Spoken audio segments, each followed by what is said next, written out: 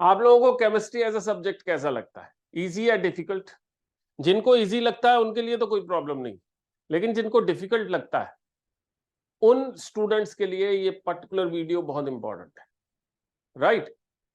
समझते हैं कि इस सब्जेक्ट केमिस्ट्री के अंदर क्या स्ट्रेटजी हमें फॉलो करनी चाहिए, क्या माइंडसेट हमारा रहना चाहिए जिससे कि हम इस सब्जेक्ट को बहुत बेटर वे में ग्रिप कर पाए। ठीक है, चलिए उसको धीमे से समझते हैं। सबसे पहली चीज, इस शब्द का अर्थ समझिए। देखिए, अगर हम इस पर्टिकुलर सब्जेक्ट को देखते हैं तो इसके लास्ट के ये 5 वर्ड्स जो हैं इनको ध्यान से देखिए। ये क्या बताते हैं आपको? ये बताते हैं it is related to mystery, means रहस्य। तो मैं इसको बोलता हूं रहस्यात्मक विज्ञान। ठीक है, इट इज मिस्टीरियस साइंस। अब ये मिस्टीरियस साइंस क्यों है ये समझना पड़ेगा। भाई एक बात बताओ कि इस सब्जेक्ट के अंदर जब कभी भी आप घुसोगे या सारी चीजें देखोगे, मोस्ट ऑफ द स्टूडेंट्स मुझे पता है क्या कहते हैं कि साहब ये ना एक्सेप्शन से भरी हुई है। इस पर्टिकुलर सब्जेक्ट में ना एक्सेप्शंस बहुत ज्यादा है। अब मुझे बताओ क्या वास्तव में एक्सेप्शंस बहुत ज्यादा है? ठीक है, रियलिटी में जिन स्टूडेंट्स को ये सब्जेक्ट टफ लगता है वो इस पर्टिकुलर सब्जेक्ट के लिए अलग तरीके का एक माइंडसेट रखते हैं। ठीक है, उस माइंडसेट को करेक्ट करना जरूरी है। केमिस्ट्री वास्तव में ऐसी साइंस नहीं है जहां बहुत सारे एक्सेप्शंस हैं। केमिस्ट्री की जो मिस्ट्री है इसको समझने के लिए आपको करेक्ट माइंडसेट रखना पड़ेगा, तब चीजें होंगी। और वो माइंडसेट क्या होगा, चलिए उसको देखते हैं। राइट, माइंडसेट को समझिए। केमिस्ट्री पढ़ने का एप्टीट्यूड क्या होना चाहिए, इसे समझने के लिए आपको समझना पड़ेगा कि फिजिक्स और केमिस्ट्री का एप्टीट्यूड कैसा होता है। क्या आप जानते हो कि फिजिक्स और केमिस्ट्री का एप्टीट्यूड एक दूसरे के अपोजिट होता है? अगर हाँ तो बहुत अच्छी बात है, अगर नहीं जानते हो तो देखो दिखाता हूं। जब आप फिजिक्स को देखते हो तो फिजिक्स में पहले कोई थियरी बनती है। थियरी बनने के बाद उसका वेरिफिकेशन होता है थ्रू एक्सपेरिमेंट्स। राइट, और एक्सपेरिमेंट से जब वो वेरीफाई हो जाती है तब एप्लीकेशंस की फॉर्म में उस थियरी को अप्लाई किया जाता है। राइट, फिजिक्स इस तरह से चलती है। फिजिक्स को पढ़ने का एप्टीट्यूड भी ऐसा ही होता है और फिजिक्स को ग्रो करने का एप्टीट्यूड भी यही होता है। अब जब आप केमिस्ट्री को देखते हो तो केमिस्ट्री में क्या होता है, पहले कोई एक्सपेरिमेंट होगा। जब आप लेबोरेटरी में जाओगे आप एक्सपेरिमेंट करोगे, क्या करोगे, 2 टेस्ट ट्यूब में 2 कंपाउंड्स ले लिया, उसको मिलाओगे। राइट, सपोज करो आपने टेस्ट ट्यूब में 2 कंपाउंड्स ले लिया, राइट, ए और बी। ठीक है, ए को बी से मिला करके आप देख रहे हो तो आपको दिखाई दिया कोई सी कंपाउंड बना। राइट, अब ए को बी से मिलाने पर अगर सी कंपाउंड बनता है तो इस चीज को जानना सबसे पहले जरूरी है, तभी आप कोई थियरी बना सकते हो, अदरवाइज थियरी नहीं बना सकते। तो केमिस्ट्री में पहले एक्सपेरिमेंट होता है। ठीक है, ध्यान दीजिएगा, फिजिक्स में पहले थियरी दी जा रही है जो कि मोस्ट प्रोबेबल थियरी होती है। राइट, ये रही। जबकि केमिस्ट्री में पहले एक्सपेरिमेंट किया जा रहा है।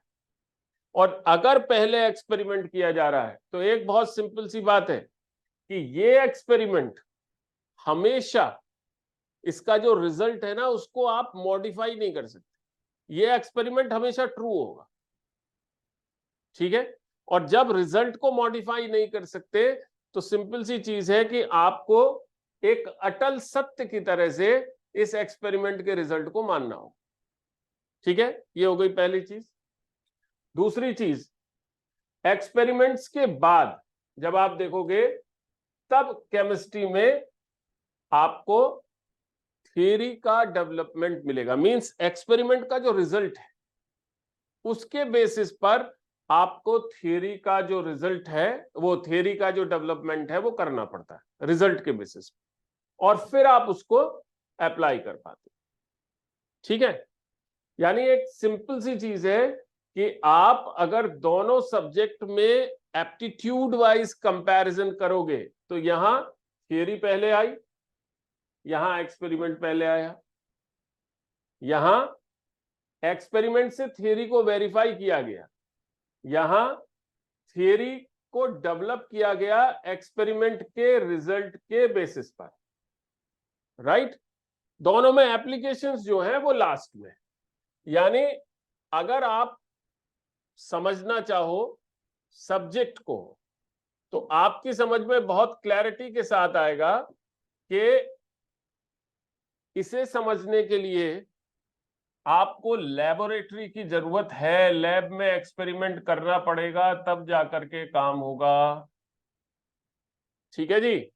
और इसे समझाने के लिए सिर्फ और सिर्फ सोच की जरूरत है, कंसेप्ट की जरूरत। ठीक है, सीधी सी बात, इसको समझ लेते हैं। किस तरह से समझते हैं देखिए, एक बहुत सिंपल सी रिएक्शन है, एस्टर की रिएक्शन है, किसके साथ? अल्कोहल के साथ, सॉरी, एसिड की रिएक्शन है अल्कोहल के साथ, जिसमें एस्टर बनता है, एस्टरिफिकेशन रिएक्शन। एसिड की रिएक्शन अल्कोहल के साथ, जिसमें क्या बनता है? एस्टर बनता है। ठीक है, एसिड नॉर्मली क्या देता है? H+ देता है। अल्कोहल नॉर्मली क्या देगा? ये हमें सोचना पड़ेगा कि प्रोडक्ट साथ में और क्या बनेगा? पानी। ठीक है, यानी मैं अगर सिंप्लीफाइड वे में लिखूं तो RCOH plus R-OH, this will give rise to RCOR- plus water. अब हमें यह पता है कि एसिड तो H+ देता है पानी के अंदर, इसका मतलब जो OH है वो अल्कोहल से आ रहा है। क्या वास्तव में ऐसा है? राइट। अगर हम रियलिटी देखते हैं तो रियलिटी चेक ऐसा नहीं है। एक्सपेरिमेंट जब हम करते हैं, एक्सपेरिमेंट में क्या पाया गया? एक्सपेरिमेंट में यह पाया गया कि एसिड वास्तव में इस रिएक्शन में OH देता है। ठीक है, थोड़ी सी अनप्रिडिक्टेबल बात है, और अल्कोहल से H+ निकलता है। अब आप कहोगे सर ये एक्सपेरिमेंट से कैसे पता लग गया? अगर हम इन दोनों में से कोई एक ऑक्सीजन, सपोज अल्कोहल की ऑक्सीजन हैवी ऑक्सीजन ले ले, ठीक है, मींस O18 ले ले इंस्टेड ऑफ O16 जो नॉर्मल यहां पर दिखाई दे रही, तो जब हम O18 लेंगे, ठीक, हमने मींस ऐसे रिएक्शन परफॉर्म कराई, एक नॉर्मल एसिड लिया, ठीक है, एक टेस्ट ट्यूब में क्या ले लिया? नॉर्मल एसिड ले लिया, राइट। और एक दूसरी टेस्ट ट्यूब में हमने क्या किया? अल्कोहल ले लिया, और ऐसा अल्कोहल ले लिया जिसकी ऑक्सीजन हैवी ऑक्सीजन थी, राइट। तो अभी क्या होगा कि जब इन दोनों को मिलाया जाएगा तो रिजल्टेंट की फॉर्म में हमें क्या मिलेगा? जब हम रिजल्टेंट की फॉर्म में देखेंगे तो हमें टेस्ट ट्यूब में 2 लेयर मिल जाएंगी। एक ऑयली लेयर होगी जो एस्टर की होगी, और दूसरी वास्तव में वाटर की लेयर होगी। ठीक है, अब जो हैवी ऑक्सीजन है अगर हम उसे ट्रेस करना चाहेंगे, अगर हम चेक करना चाहेंगे कि पानी में हैवी ऑक्सीजन है या एस्टर में हैवी ऑक्सीजन है, ये हमें पता लग जाएगा। ये जो टेक्निक है इसको हम कहते हैं ट्रेसर टेक्निक। क्या कहते हैं? Tracer technique. तो इस ट्रेसर टेक्निक को वास्तव में परफॉर्म किया गया 1897 में, ये देखने के लिए कि इस रिएक्शन में वास्तव में क्या होता है।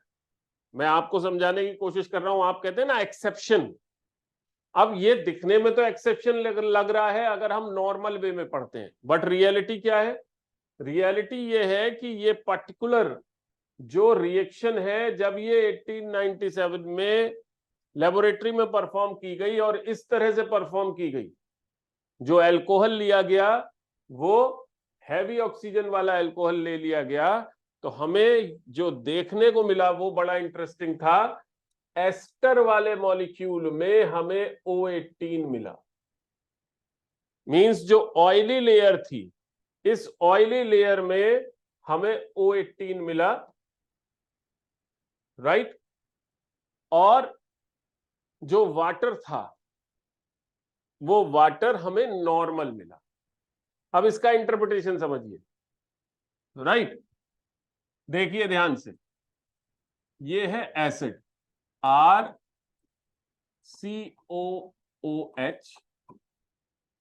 और ये लिखा मैंने अल्कोहल, राइट? कंडीशन नंबर 1 समझते हैं, जो कि हमने एज्यूम की थी। हमने क्या एज्यूम किया था कि ये H देगा और ये OH देगा, ठीक है? It is condition number 1। ये जो ऑक्सीजन है ये हैवी ऑक्सीजन है, ठीक है? और इस तरह की कंडीशन अगर है तो वास्तव में क्या होगा कि इधर से और इससे मिलकर के बन जाएगा पानी, ठीक है? और बाकियों के मिलने से बन जाएगा एस्टर। यानी ये जो बाकी हिस्से हैं that is RC double bond O single bond OR-, ऐसा बन जाएगा। जो हैवी ऑक्सीजन है वो पानी में हमें दिखाई देगी अगर ऐसी सिचुएशन है तो। बट एनालिसिस क्या निकला? अगर हम पिछली स्लाइड को देखते हैं तो एनालिसिस क्या निकला? एनालिसिस ये निकला, लेबोरेटरी में जब हमने चेक किया तो हमें एस्टर के अंदर हैवी ऑक्सीजन मिली, हमें पानी में हैवी ऑक्सीजन नहीं मिली। दैट मीन्स अब हमें अपना इंटरप्रिटेशन चेंज करना पड़ेगा। अगर पानी में हैवी ऑक्सीजन नहीं मिली तो क्या संभावना, क्या पॉसिबिलिटी हो सकती है कि जो पानी बना, इस पानी का OH यहां से गया और इस पानी का H यहां से गया, तभी तो हो पाएगा ऐसा। या H2O बन गया, नॉर्मल H2O, और एस्टर में हमें हैवी ऑक्सीजन मिली। इतने हिस्से को देखिए ध्यान से, ये एस्टर वाला पोर्शन है। जब हमें हैवी ऑक्सीजन मिली दैट सिंपली मींस ये हो गया RC double bond O single bond O18 R-, means इस पर्टिकुलर रिएक्शन के अंदर नॉर्मल एसिड बेस रिएक्शन ना होकर के कुछ और हो रहा है। वो क्या हो रहा है वो अभी सीखने का मुद्दा नहीं है, लेकिन ये समझने का मुद्दा है कि यहां इस पर्टिकुलर एक्सपेरिमेंट से ये क्लैरिटी आ गई कि रिएक्शन वैसी नहीं हो रही जैसे कि हम सोच रहे थे, ठीक है?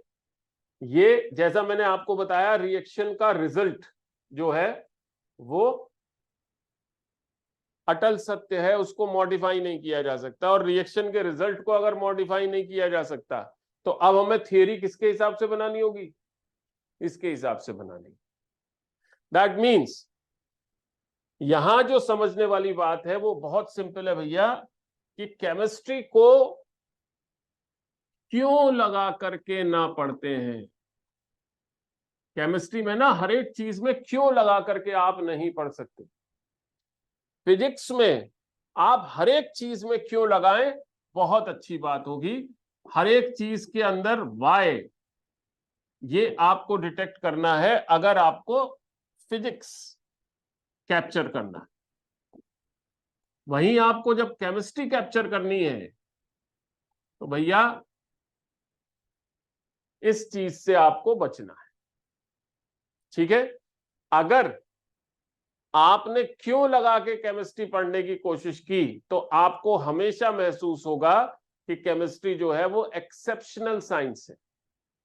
केमिस्ट्री में एक्सेप्शन नहीं होते, केमिस्ट्री में वास्तव में रियलिटीज होती हैं, लेकिन कैप्चर करने का तरीका अलग है।